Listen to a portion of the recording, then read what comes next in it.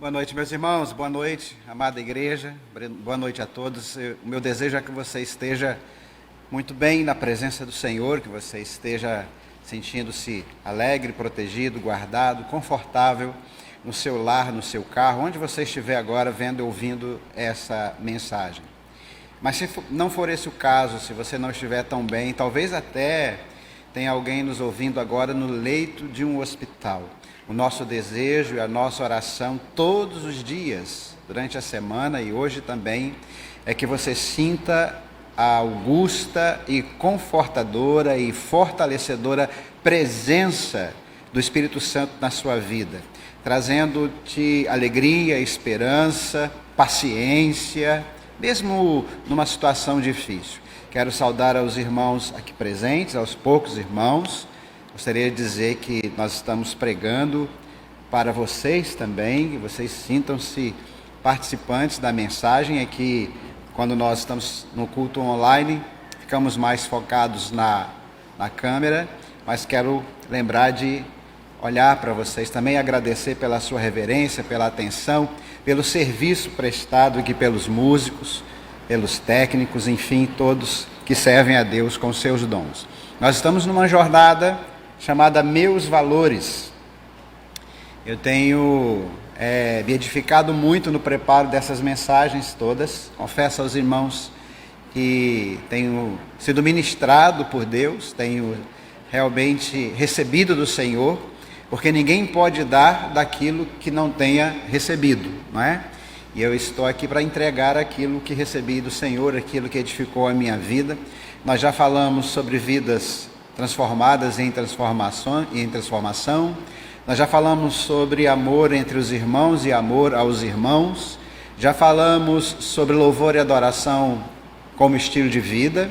E agora estamos falando sobre orientação exclusivamente pela palavra, que é um valor caríssimo às igrejas batistas no mundo todo, é um valor precioso para esta igreja, para este púlpito, para os irmãos que aqui congregam. Quando as pessoas chegam aqui, elas são ensinadas que quaisquer experiências, quaisquer sensações, quaisquer sentimentos estão subjugados ao que a palavra nos ensina. Nós vamos à palavra, nós vamos às escrituras. Costumo dizer que o nosso Deus é um Deus que se revelou por escrito. Então, se você não gosta de ler, está na hora de aprender a gostar, porque a falta de leitura própria, pessoal e devocional da Bíblia vai fazer muita falta para a sua saúde espiritual. Comparando, é como um micronutriente, é como um mineral, é como uma vitamina que lhe falte, e então vai prejudicar o seu dia a dia, não é? As notícias de que os navegantes, eles morriam muito nas longas viagens que faziam antigamente, e haviam muitas mortes, e eles começaram a perguntar por quê, até que enfim descobriram que era simplesmente por falta de vitamina C, e passaram a levar limões nas suas viagens, e a mortandade baixou muito. Assim, muitos crentes estão ficando pelo caminho, estão desanimando, estão sendo atacados por falsas doutrinas, e nós temos perdido muitos bons soldados em potencial. Por quê? Porque estão desnutridos na palavra. E eu fiquei pensando o que mantém as pessoas desnutridas, afastadas da Bíblia. Pensei, por exemplo, na falta de hábito de leitura, nessa preguiça para ler que é inerente ao povo brasileiro, mas aí me vieram à mente duas coisas. Primeiro, essa coisa é muito brasileira, e há notícias de que essa falta de apetite pela Bíblia não é um privilégio no Brasil. O mundo todo, em média, os crentes são muito pouco afeitos à palavra, e é realmente uma minoria que busca a palavra de Deus. Então, não é pela simples falta de hábito de leitura. Outra coisa que me veio à mente quando pensei nisso é que há pessoas que gostam de ler e leem muito, mas não leem a Bíblia. Então, não é falta de hábito de leitura. Eu pensei, então deve ser por falta de conversão mesmo. A pessoa não se converteu, quem não se converte não gosta da Bíblia, não vai ler a Bíblia, como é que vai ler a palavra do Senhor? Mas aí eu me lembrei que eu conheço algumas pessoas e tenho alguns amigos que não são crentes, e conheço pessoas, muitas pessoas não cristãs, que leem bastante a Bíblia e conhecem a sua Bíblia. Conheço até ateus declarados que conhecem a Bíblia mais do que nós, para nossa vergonha, não é? Então também não seria necessariamente falta de conversão. Eu acho que talvez Moody tenha chegado mais perto da resposta quando ele diz assim, ou esse livro me afasta do pecado, ou o pecado me afasta desse livro. De alguma maneira, essa é a grande resposta para a falta de apetite pela Bíblia, é o pecado. Assim como a doença tira a falta de apetite pela comida, quando nós mais precisamos de comida é quando estamos doentes, mas a doença leva ao apetite. Assim o pecado, que é a doença da alma, a morte da alma, ela tira o apetite pela palavra. Por isso Moody teria dito isso, ou esse livro me afasta do pecado, ou o pecado me afasta desse livro. Mas eu gostaria de conversar com vocês hoje, à luz de alguns textos bíblicos, sobre outras questões, outras barreiras, além do pecado, talvez da falta de conversão, além da falta de hábito de ler, que você precisa resolver. Se você não é convertido, entregue seu coração a Jesus e leia a palavra do Senhor. Se você não tem o hábito de leitura, começa devagar, não precisa ser muito, só precisa ser sempre, e vai exercitando isso. Mas eu quero falar de algumas influências, aqui sem nenhuma presunção de ser profundo, nem histórica, nem filosoficamente, mas apenas como para pontuar essas influências que estão aí como as ondas, que estão nos atravessando, estão aí por todo lugar, estão levando essa mensagem pelo mundo todo, mas nós não as vemos, ondas de som, ondas de luz, ondas de rádio e tantas outras ondas que os mais entendidos vão conhecer melhor. Então, o tema da mensagem de hoje é para permanecer na palavra. E aí a minha tese é que para permanecer na palavra a gente precisa, entre outras coisas, descobrir o que pode nos impedir de permanecer na palavra. Quais são os empecilhos? Eu aprendi quando eu fiz técnicas agrícolas, e eu aprendi quando estudei Igreja com Propósito, mais ou menos fazer a mesma pergunta. Em técnicas agrícolas nós olhamos para um solo de baixa produtividade e perguntamos o que pode impedir esse solo de dar melhores frutos, as plantas cresçam e produzam melhor. E nós investigamos. Eu cansei de fazer isso, de pegar amostras desse solo, tecnicamente falando, como mandava o protocolo, levar para um laboratório e ver o que estava faltando, quais eram os impedimentos que aquele solo tinha para produzir tão pouco. Em Igreja com Propósito eu aprendi a fazer uma pergunta parecida olhando para a igreja, uma igreja que não cresce, uma igreja anêmica, um crente anêmico, um crente neurastênico, sem força, sem pegada. O que é que está impedindo esta igreja de crescer? O que está impedindo este crente de crescer, de ter mais aquele poder, aquele fogo, aquele vigor? Faça essa pergunta para você mesmo. E olhando para a palavra de Deus, que é uma fonte de crescimento, a pergunta é semelhante. O que está impedindo? Então eu pensei em 4 ismos, que são 4 correntes filosóficas que existem, que foram levantadas por situações e circunstâncias a mais diversas, por pessoas inteligentíssimas, pessoas com muita capacidade, mas algumas sem o menor temor a Deus, outras bem intencionadas, e que de alguma forma se juntaram e fazem um pacotão hoje que influencia bastante a nossa geração, essa geração chamada da geração líquida, não é? Onde há uma fluidez tão grande de propósitos, de conceitos, de transformação, as coisas acontecem tão rapidamente, e eu queria compartilhar com você esses 4 ismos. Eles não dizem sobre todas as barreiras, mas eles dizem pelo menos algumas, e vocês vão perceber que sem a gente querer, alguns desses ismos podem estar nos impedindo de ir à Bíblia. E o primeiro que eu separo aqui para nós é que, para permanecer na palavra, precisamos enfrentar a pressão do pragmatismo. É o primeiro ismo que eu quero falar. A nossa tendência, dentro dessa corrente, dentro dessa tendência mesmo de vida, é olhar sempre para aquilo que dá resultados, analisarmos as coisas em função da nossa expectativa de funcionalidade.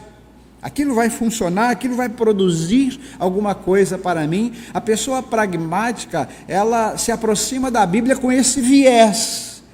Paulo disse em 1 Coríntios que, se nós esperarmos em Cristo apenas para esse tempo, somos os mais miseráveis de todos os homens. Ele estava no capítulo 15 defendendo a ressurreição. Isso implica que a Bíblia, ela fala muito prioritariamente sobre efeitos, sobre benefícios que são para a eternidade. Ela traz resultados para cá magníficos.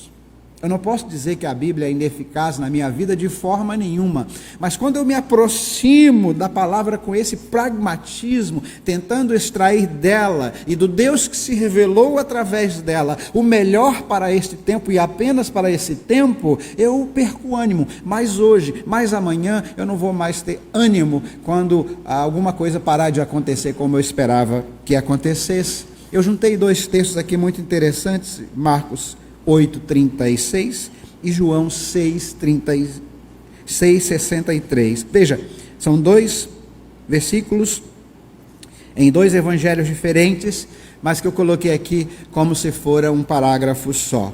Pois que aproveita ao homem ganhar o mundo inteiro e perder a sua vida. As palavras que eu vos tenho dito são espírito e são vida. Essas palavras foram ditas pela mesma pessoa. Elas foram ditas, saíram dos lábios da boca do Senhor Jesus. Ele diz que aproveita o homem ganhar o mundo inteiro. É a luta pela conquista, é o pragmatismo do resultado. Que adianta se com isso ele perder a sua alma, perder a sua essência, perder o seu ser? O Senhor está dizendo, olha, existem benefícios muito maiores, muito mais longevos, muito mais importantes, e benefícios eternos trazem esse suprimento para a nossa alma. Por isso ele diz, em outro lugar, no João 6,63, as palavras que eu vos tenho dito são espírito e são vida. Então você deve se acercar da palavra e se esvaziar, né, desse pragmatismo do resultado imediato, do resultado restrito à materialidade da vida. Com isso, você vai entender que os resultados que a Bíblia traz, que as bênçãos que a palavra de Deus traz, são essencialmente espirituais. Eu fico olhando as orações de Paulo. Pode olhar as orações de Paulo pela igreja. Tem uma expressão lá que eu acho que está em Efésios, que Paulo começa a orar por nós, começa a orar pela igreja, e fala de toda sorte de bênçãos espirituais. Aí a gente olha assim, por que ele não parou nas bênçãos, né? Podia parar nas bênçãos, estava bom. Toda sorte de bênçãos. Ah não, ele fala toda sorte de bênçãos espirituais. O foco de Paulo eram esses resultados. E ele disse assim, olha, não olhem para as coisas que são de baixo, não busquem as coisas de baixo, buscai as coisas que são do alto.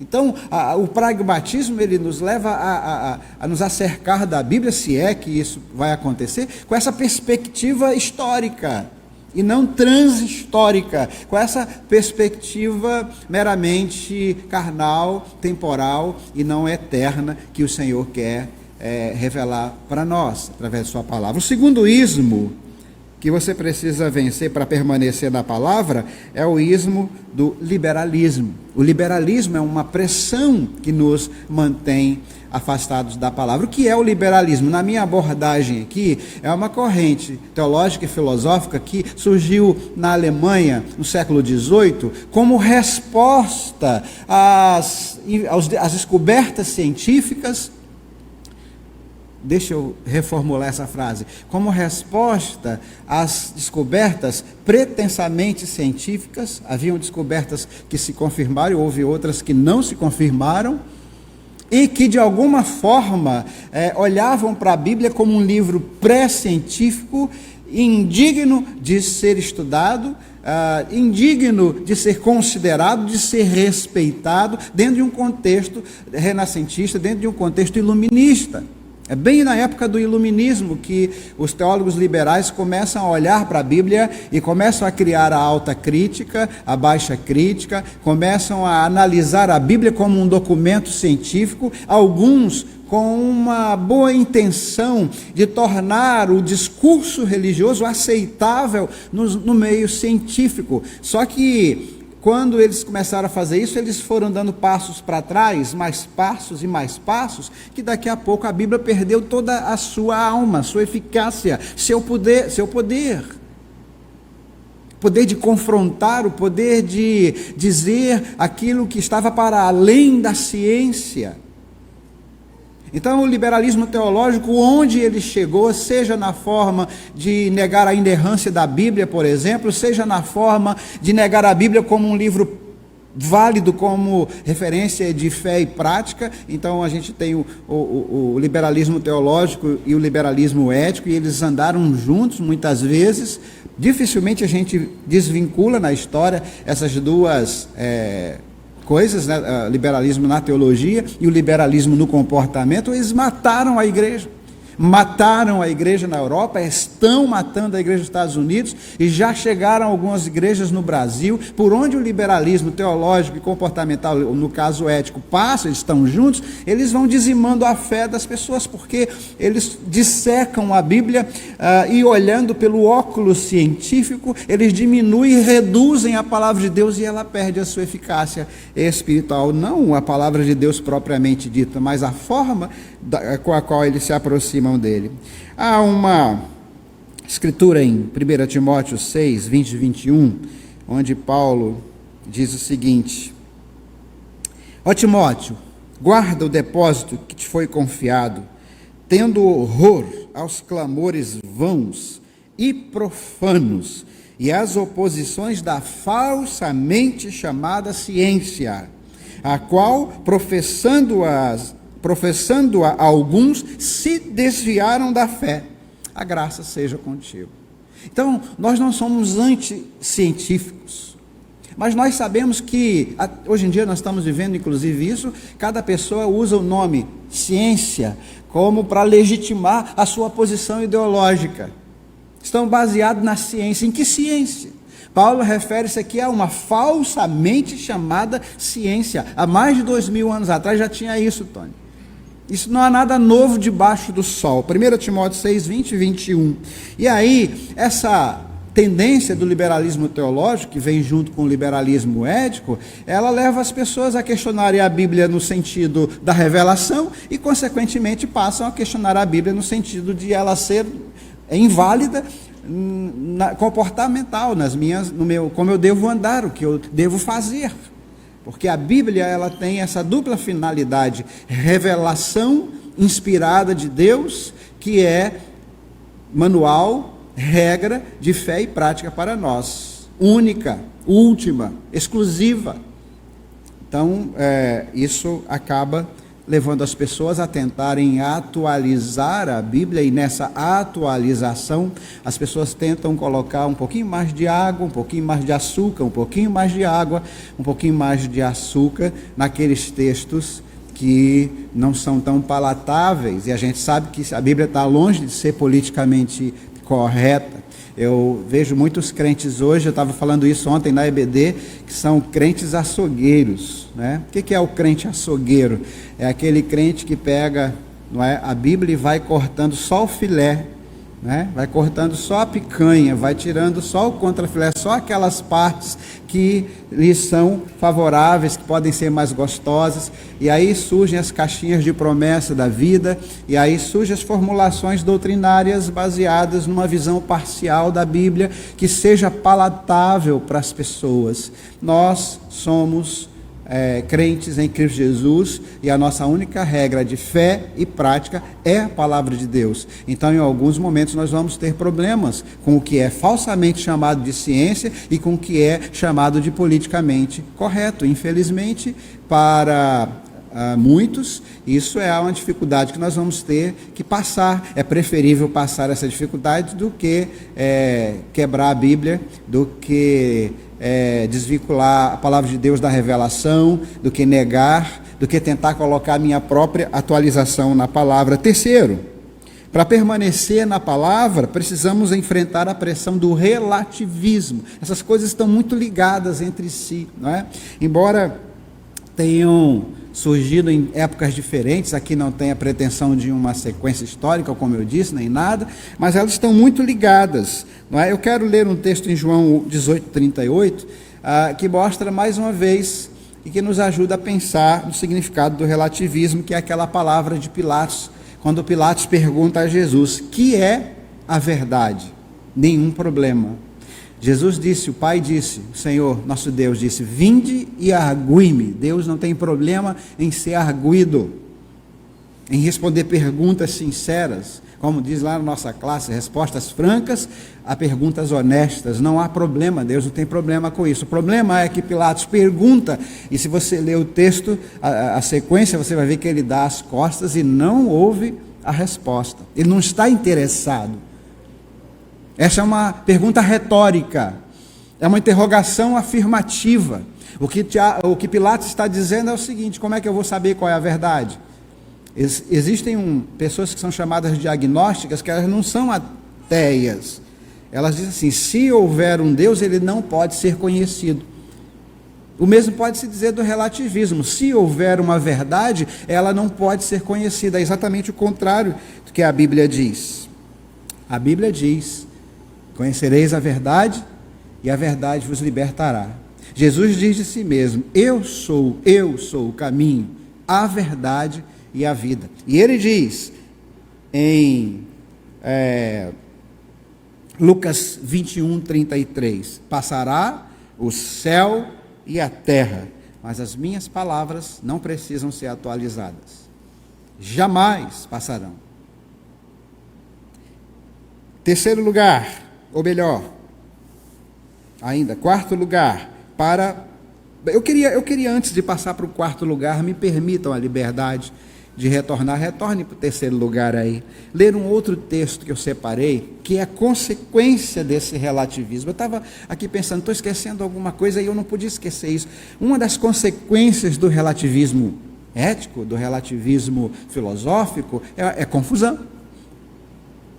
A consequência é confusão. Isaías capítulo 5, esse livro completamente desatualizado, lá em Isaías capítulo 5, versículo 20, diz: ai dos que ao mal chamam bem, e ao bem chamam mal, que põem as trevas por luz, e a luz por trevas, e o amargo chamam doce, ou tomam por doce, e o doce por amargo. Isaías capítulo 5, versículo 20. Olha como está desatualizado. Parece que eu estou vendo as coisas acontecerem bem diante de nós. Agora sim, quarto lugar, para permanecer na palavra, precisamos vencer ou enfrentar a pressão do individualismo. A pessoa que se acerca da Bíblia e a entende como sua regra de fé e prática, e não apenas um livro para aprender sobre religião, ela fez o seguinte veredicto sobre si mesmo: eu não sou o meu próprio norte.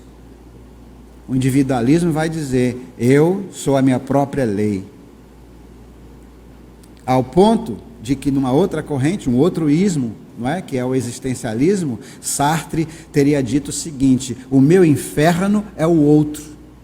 Por que ele diz isso? Porque se eu sou a minha própria lei, e se a minha obrigação é buscar a felicidade total para mim, e todos os benefícios que eu puder alcançar, isso vai, em algum momento, conflitar com outra pessoa tão individualista, tão existencialista como eu, que vai buscar também sua plena felicidade. Então vai haver uma espécie de choque de direitos, vai haver uma espécie de choque de indivíduos que estão buscando a mesma coisa, mas que em alguma circunstância, em algum momento, não vão poder ter a mesma coisa. Um só vai ter. E aí, competição, traição, inimizade, desconfiança, tudo isso pode ser gerado pelo individualismo. Eu acho legal um texto que tem, acho que é Salmo 90, ele não está aí, diz assim: a tua verdade é escudo e broquel. Depois os irmãos procurem, é fácil de achar a referência. Escudo e broquel. Aí eu fui ver o que era broquel. Aí eu fui lá no dicionário e estava assim: broquel, escudo. Falei, como assim? A tua verdade é escudo e escudo. Mas eu fui pesquisar mais sobre broquel e vi lá que broquel é um escudo pequeno, de utilização pessoal, que o guerreiro usava para defender partes do seu corpo que ele entendia naquela hora da batalha serem mais importantes. E o escudo, propriamente dito, ele era grande e tinha uma pessoa para carregar que chamava escudeiro. Lembra do escudeiro de Davi? Tua verdade é escudo e broquel. Interessante isso, né? Interessante essa ideia de comparar a palavra com dois escudos, um pequeno e um grande, sendo que eu carrego um e o meu escudeiro, o meu companheiro, o meu amigo carrega outro, remetendo-me à ideia de que eu não sou suficiente em mim mesmo, em que eu preciso do meu irmão para me ensinar algo que eu não compreendi, eu preciso do meu irmão para me estimular a carregar o escudo, para me defender das armas do inimigo. Eu não posso ser individualista. Mas eu quero compartilhar outro texto, e esse sim está aí no nosso esboço, que é Provérbios capítulo 3, de 5 a 6. Diz assim: confia no Senhor de todo o teu coração, e não te estribes no teu próprio entendimento. Reconhece-o em todos os teus caminhos, e ele endireitará as tuas veredas, os teus caminhos. Olhando, eu gosto muito de fazer paráfrases. Eu não sei se você faz essa prática, mas é uma excelente prática quando você está lendo a Bíblia, para você aprender, para você compreender. É trocar a palavra por outra, né? Fazer paráfrase, pegar sinônimos. Então, peguei aqui a palavra não te estribes. Eu fui ver o que é a palavra estribe. Vem do estribo, daquilo que dá base, significa aquilo que suporta o seu peso na necessidade. É um substantivo, um estribo, pode ser substituído por uma outra palavra. Não confie no seu próprio entendimento. Então o individualismo, ele está baseado exatamente nessa autoconfiança exacerbada que as pessoas têm a seu próprio respeito.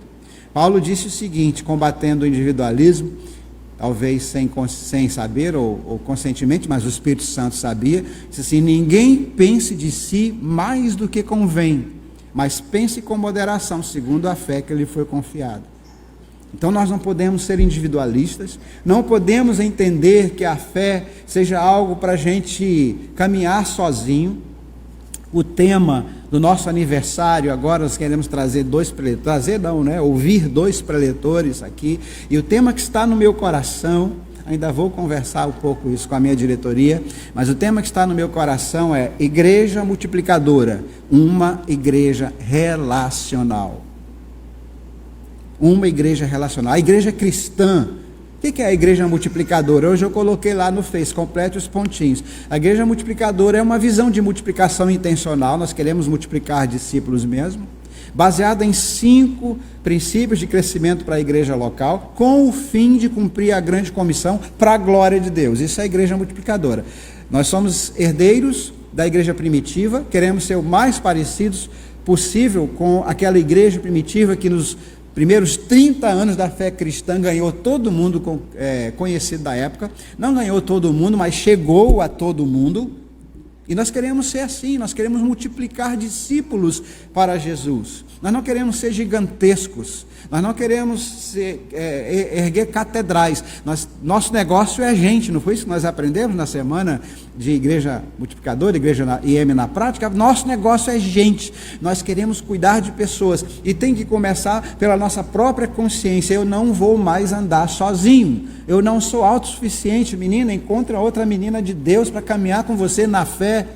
Jovem, encontra um outro rapaz, Não vai fazer isso com a sua namorada, com o seu namorado. Vocês podem ter seus momentos, mas encontre um homem, um companheiro, um amigo cristão, espiritual, para você ler a Bíblia junto com ele, para você estudar a palavra. A Bíblia, a Igreja Multiplicadora, é essencialmente relacional. E é isso que está dizendo aqui.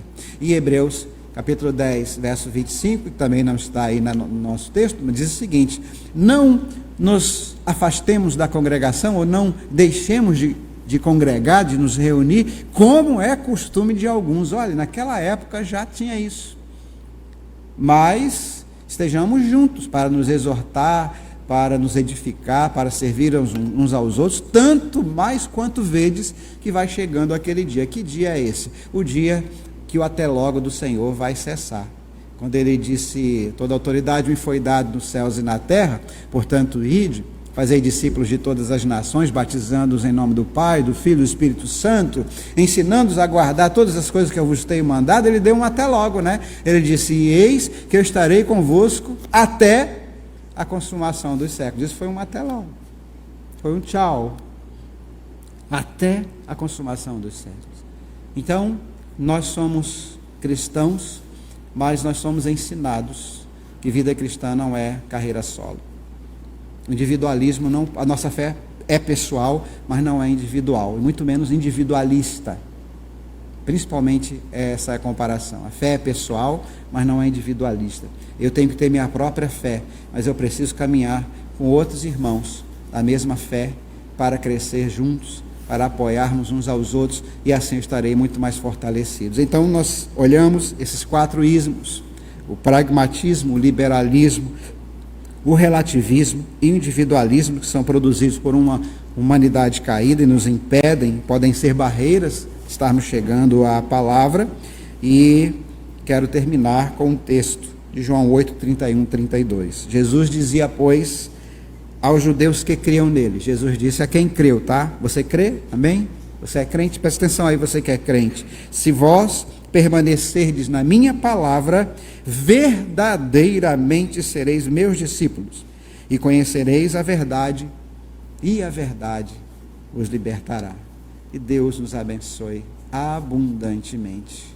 Eu quero fazer uma oração e logo depois nós vamos ter um momento de apresentação de um lindo bebê para a glória de Deus nessa noite. Pai querido, obrigado pela tua palavra, que esses ismos aqui possam ser combatidos em nossa vida, seja o pragmatismo, seja o liberalismo, seja o relativismo, seja o individualismo, que eles sejam combatidos na nossa vida, ou qualquer outra barreira, ou qualquer outro impedimento, mas que nós sejamos esses crentes que o Senhor chama para perto de si e diz, permaneçam na minha palavra, porque se vocês permanecerem na minha palavra, ou nas minhas palavras, verdadeiramente sereis meus discípulos.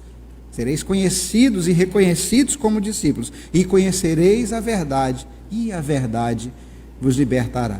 Nós muito te agradecemos por essa exortação e te pedimos em nome de Jesus que tire toda preguiça, todo impedimento e nos ajude a exercitar essa busca pela tua presença através do estudo sistemático, regular, profundo, devocional da tua palavra, em nome de Jesus. Amém. Amém. Vamos ter então esse momento muito especial com o Tom, com a Márcia e com o Theo. Eles vão apresentar seu filho a Deus diante da igreja, mesmo que estejamos à distância, mas estamos reunidos pela fé.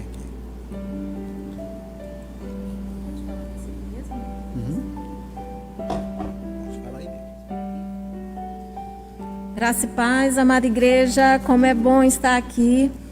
E infelizmente no momento vocês não podem ver, mas o nosso berçário está ficando lindo, gente. Tá a coisa mais fofa, já foi todo reformado, piso trocado, os aparelhos, as prateleiras, né, a parte de marcenaria já está toda quase instalada. E enquanto vocês não conseguem vir até o templo, a gente está fazendo essa reforma, mas não esquecemos de vocês em casa, né? Nós fizemos o lançamento domingo passado sobre a família em casa. O primeiro episódio com o título Como apresentar o bebê a Deus e como apresentar Deus ao bebê. E esta noite, né, Jaime, já vai para o YouTube o segundo episódio. Então curte lá, compartilha, comenta, entra no grupo do Telegram que divulgar bastante o nosso trabalho, tá bom? E hoje uma noite especial apresentando aqui a família do Major, né? O Tito Bringel Ferreira da Silva, junto com a mãezinha Márcia. Vamos lá, pastor. Continência, né?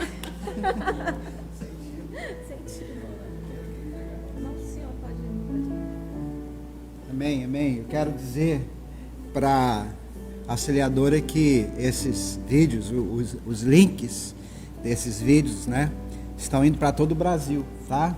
Os grupos de igreja multiplicadores estão recebendo esse link do berçário, que estão muito lindos, muito bem produzidos. Louvado seja Deus. Eu quero pedir a todos que estão aqui, se você está aí na sua casa, você também estenda a sua mão aí da sua casa, não é? Para nós abençoarmos nesse instante, esse momento de consagração. Vamos colocar em pé como igreja e vamos fazer essa oração juntos. Podem se colocar mais aqui, meus irmãos? Ok, para que eu possa visualizar bem esse momento. Pai querido, que bênção, que bênção.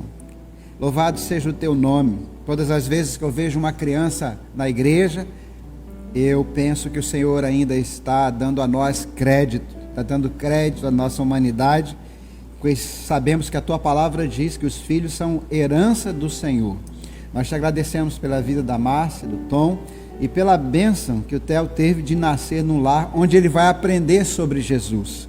Ele vai aprender a amar a Jesus, ele vai aprender a amar a igreja do Senhor, ele vai aprender a amar a palavra do Senhor. E muito cedo na sua vida, ele vai desejar fazer parte disso tudo.